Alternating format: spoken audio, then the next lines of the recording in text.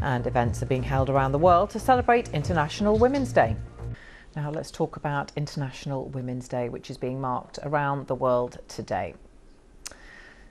Well, this march was staged in Jakarta in Indonesia, with participants focusing on women's rights. In Berlin in Germany, the march appeared to have a more political intent, with several placards outlining opposition to the far-right parties. And that sentiment was echoed at this march in Madrid, where the placards called on feminists to take to the streets against racism. This evening, the Eiffel Tower in Paris has displayed messages in support of the rights for women in Afghanistan. And in Bolivia, activists focused on the issue of gender-based violence in their country, protesting outside the Ministry of Justice in La Paz. Those gathered called for greater action to provide justice for women and girls who had suffered abuse. Of course, gender-based violence remains a blight in every country around the world.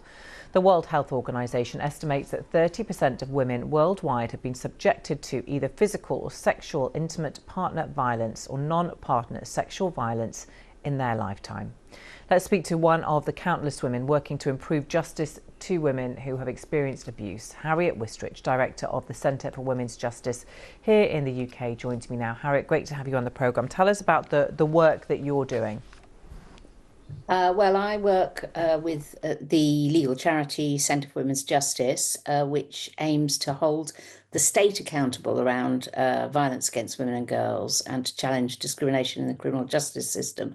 So really our focus is on criminal justice in our jurisdiction and the ways in which it should operate and the ways in which it fails to operate. So we basically look at ways in which we can use the law to hold police, Crown Prosecution Service and other organisations accountable when they fail to do what they should be doing at the very least. Can you explain a little bit more about that, specifically around the way that they should be held accountable and fail to do so? Well, there's a whole range of different ways in which the police in particular have all sorts of powers to act. They have a legal framework to act to both prevent violence, protect women from violence, and also to investigate violence so that perpetrators can be prosecuted. And what we see is that the police are routinely failing to use many of their powers where, for example, victims of domestic abuse come forward and the police are failing to enforce protective orders. So that's an example and one we've highlighted through a police super complaint. We also see many cases in which police investigations into rape, sexual assault and coercive controlling behaviour and all sorts of other forms of male violence towards women are not being investigated properly or effectively, where victims are barely believed, where the steps taken are more focused on building a case against the victim rather than against the suspect. And we also see poor decision making by the prosecution service. So those are a number of examples. I think the other one that we've been very involved with over the last few years has been in relation to police perpetrators. Of course, we're on the, I think is it the fifth anniversary of the death of Sarah Everard, who was killed by a police officer, and Centre for Women's Justice have been documenting many cases of police perpetrated domestic abuse. And the failures of the police to deal with perpetrators within their own ranks, which is really a systemic issue. When you talk about the failure of the police to protect women and support women and the failures of the criminal justice system, what do you put those failings down to? Is it attitudes, and what is it? What's your assessment? Well, it's a range of different reasons. I think it's partly to do with a lack of training and awareness and understanding. It's partly to do with a lack of adequate resourcing. It's a failure to actually kind of get into the detail of what involves what violence towards women is about, and understanding the dynamics and the power differentials between men and women, that means that those working within these institutions either lack the understanding or lack the will to tackle the issues. And of course, if there is a culture, for example, within policing, of misogyny in certain sectors of policing, then you have no hope really, of those police officers being able to tackle crimes if in fact within their own ranks there are perpetrators. So it's a kind of range of different things, from the culture of the criminal justice agencies to the understanding of those issues, and also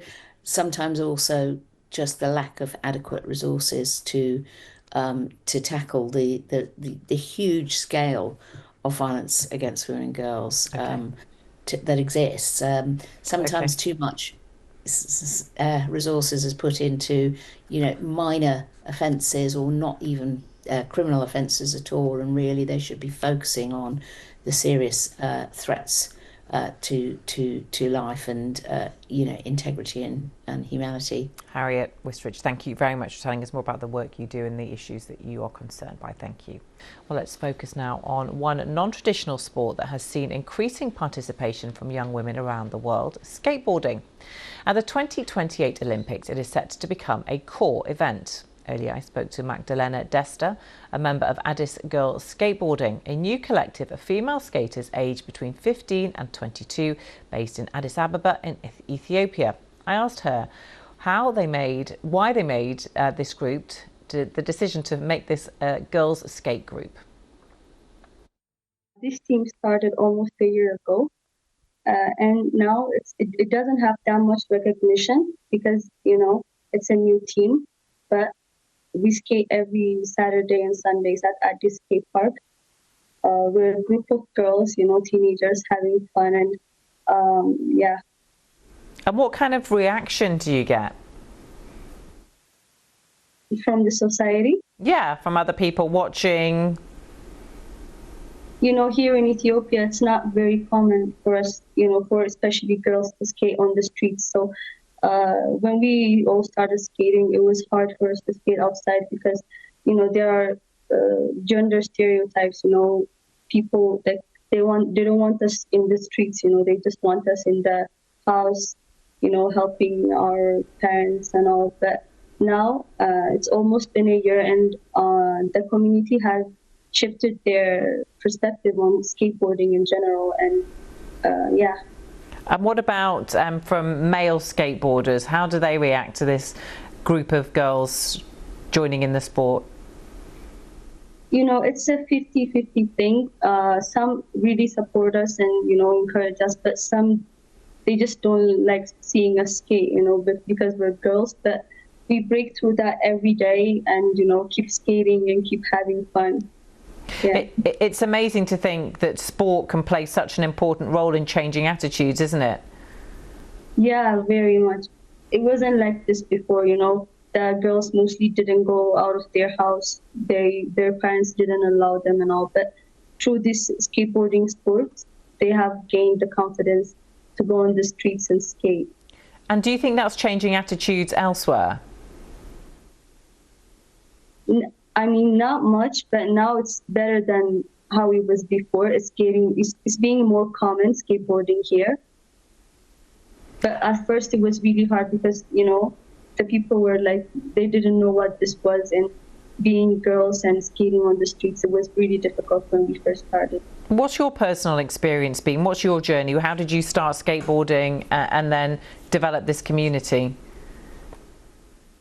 Okay, so first I saw a group of, boys skating, and I didn't know that there were people skating in Addis Ababa. So I went to the skate park, and there were no girl skaters at all. And then after I started skating, I saw some girls, join the team, and we created the team, right there. All of us, we were like, let's just create a team instead of always skating with the boys and make this like girl skaters big, and make a lot of people join us. And that really worked. Now there are over like 100 girl skaters in our team. Amazing. And are you competing? Local competitions, yes. We're competing in local competitions. And what are your hopes for the future? We dream to compete in the Olympics. That would be really nice, and international events.